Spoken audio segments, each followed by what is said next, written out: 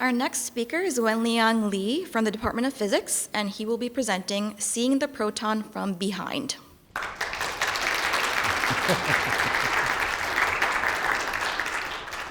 Thank you very much. I would like to take you back to 400 BC when man first asked questions about the smallest structure on the planet Earth. So on the picture, you can see that Democritus trying to use his apparatus and also his imagination to hypothesize that our world is made out of atoms.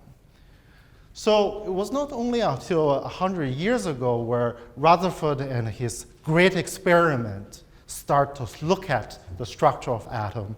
And you can see from the picture, Rutherford sends a beam of accelerated helium alpha particle, and then some alpha particle went through the gold foil and some bounced back.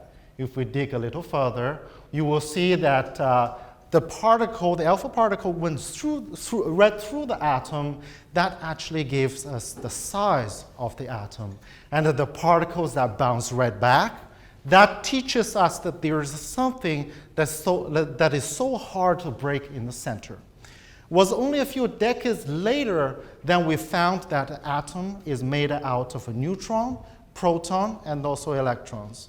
Electron, as we know it, it is a fundamental particle, cannot be broken into further pieces, where neutrons and the protons can. And the neutron and the proton structures are very complicated structures. And depending on how you look at it and where you do your experiment, they can look like this 3-quark-like structure, or many quark-like structure, or this complete fireball in the Large Hadron Collider.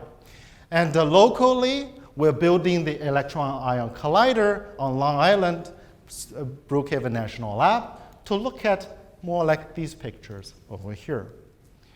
And we're using very similar technique as Rutherford did to look at the structure of atom. We send a beam of highly energetic electron, and then there are fragments of protons that is going forward. I'm using here what we call the omega particles. As you can see, the electron fragments a piece of a proton, and that omega is going forward.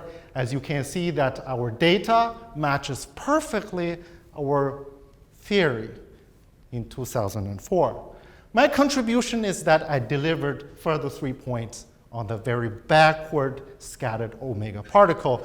As you can see that this is something that is completely missed by the prior understanding in 2004 after I released my data, and our theory friend quickly adjusted their understanding to include this phenomenon of a backward omega particle. And this seems to be very groundbreaking. You may ask, okay, Bill, do you get a prize for that? My answer is not yet, because I'm only measuring omega's backward produced omega out of this entire table of mesons. So we must understand all of them in backward.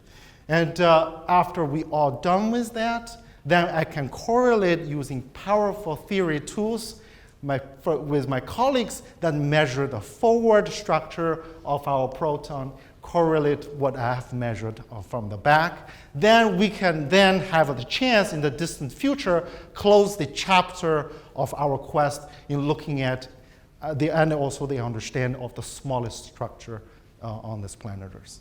Thank you very much.